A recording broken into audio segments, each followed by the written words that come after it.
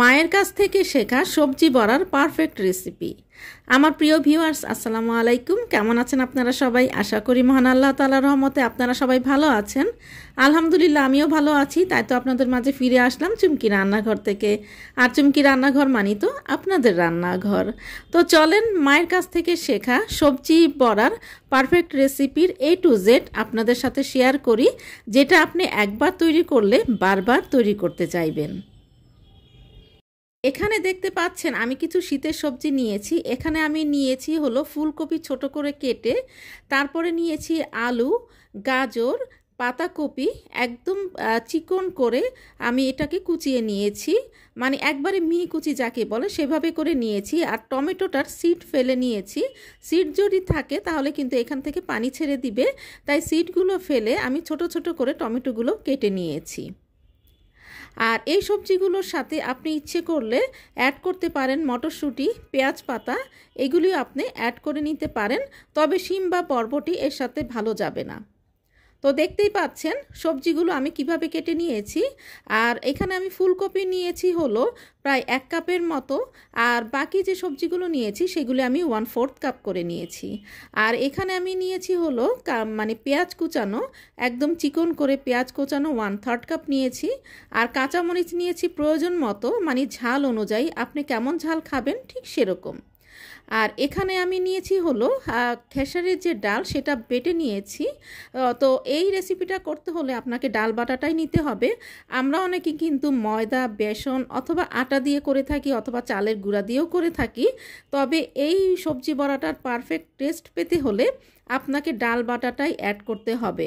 সেটা হতে পারে খেসারির ডাল বাটা, হতে পারে ছোলার ডাল বাটা, হতে পারে মসুরির ডাল বাটা। 3টা ডাল থেকে যে কোনো একটা ডাল আপনার পছন্দ অনুযায়ী আপনি নিয়ে নেবেন।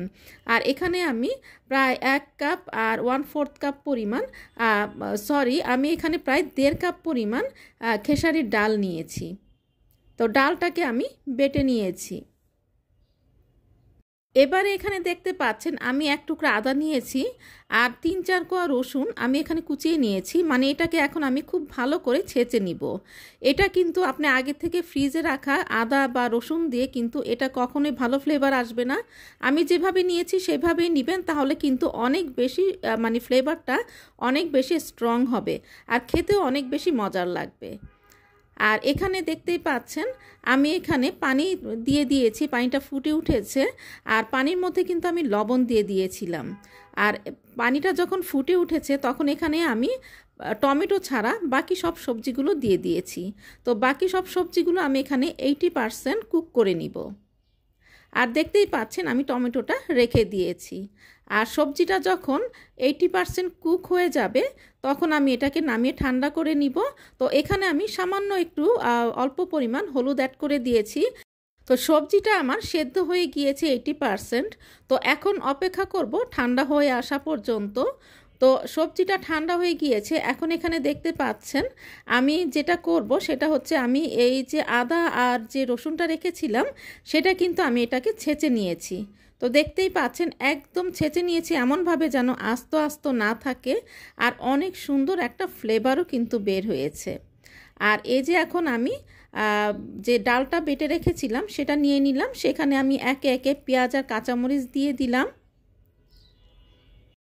দিলাম সেদ্ধ করে রাখা সবজিগুলো, আর ছেঁচে রাখা রসুন আর আদা। এরপরে দিয়ে দিলাম টমেটো। এখন আমি দিয়ে দেব এখানে লবণ, সামান্য পরিমাণ হলুদ। এবারে আমি মনের মাধুরী মিশিয়ে এটাকে খুব ভালো করে মেখে নিব।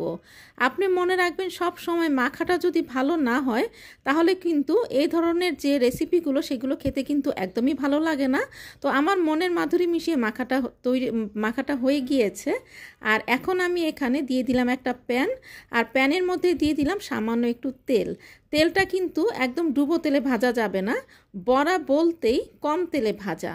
আমি আমার মাকে দেখেছি যখন মানে বড়া ভাজতো, মানে বিকেলের নাস্তায় যে রেসিপিটা করতো, যে মানে বড়াটা মানে পেঁয়াজু, সেটা কিন্তু ডুবা তেলে। বাট ভাত দিয়ে আমরা যেটা খাবো সেটা কিন্তু ঠিক এইভাবেই করে দিতে হবে, এরকম অল্প তেলে এরকম চেপে চেপে দিতে হবে। মানে আপনি হাতের সাহায্যে এটাকে ছড়িয়ে ছড়িয়ে দিতে হবে। বড়া মানেই এইটাই কিন্তু একদম পারফেক্ট ওয়ে, এভাবেই কিন্তু বড়া তৈরি করতে হয়। তো আমরা অনেকেই আসলে যেটা করি সেটা হচ্ছে যে ডুবো তেলের মধ্যে ভেজে ফেলি, সেটার টেস্ট আর এটার টেস্ট কিন্তু সম্পূর্ণ আলাদা। এই বড়াটার সাথে আপনি যখন সাদা ভাত দিয়ে খাবেন তখন সাথে যদি ডাল হয় একদমই কোনো কথা নেই। এছাড়া খিচুড়ির সাথেও কিন্তু এই বড়াটা অনেক বেশি মজার লাগে। আর বড়া বলতে কিন্তু আপনাকে কম তেলে এভাবেই ভেজে নিতে হবে।